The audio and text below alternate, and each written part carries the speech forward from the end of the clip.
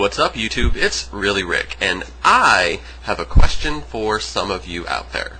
Now, as many of you know, I've been quote-unquote dating a guy who just got out of drug rehab. He was, an alcoholic to some extent, but more so a drug user. And I know that Bill W., the whole guy who founded Alcoholics Anonymous, and I know that all of the 12-step AA groups, NA, kind of have this unwritten rule about not getting into a relationship for at least a year after you have become clean and sober. And I'm curious on how strictly people follow that rule. Now, this is a guy that I really like, and he's mutually interested in me. And, we kind of said we wanted to take it slow. We knew there would be difficulties.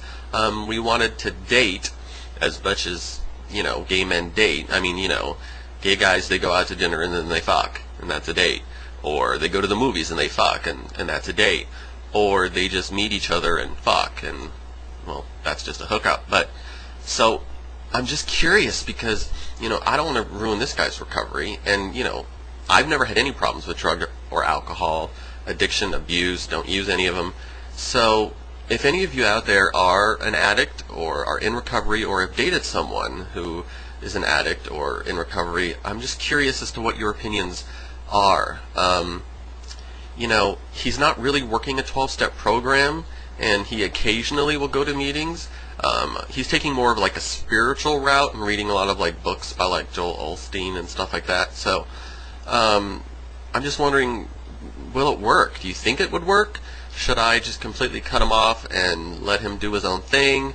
Should we maybe just stay friends for a year and then see what happens after he's been clean? Or is it okay to kind of bend the rules a little bit and hang out and date and have sex and while he's going through his recovery? I mean, 30 days is 30 days, and of course I worry about relapse. So many people do relapse, and a lot of people who've been there kind of say that relapse is a part of recovery, that you kind of need to relapse at least once to kind of know what it's like to get, to have to deal with that. So I'm really interested in you guys leaving me comments or video replies and just maybe giving me your opinion, your experience of maybe what it's like, and maybe just some advice.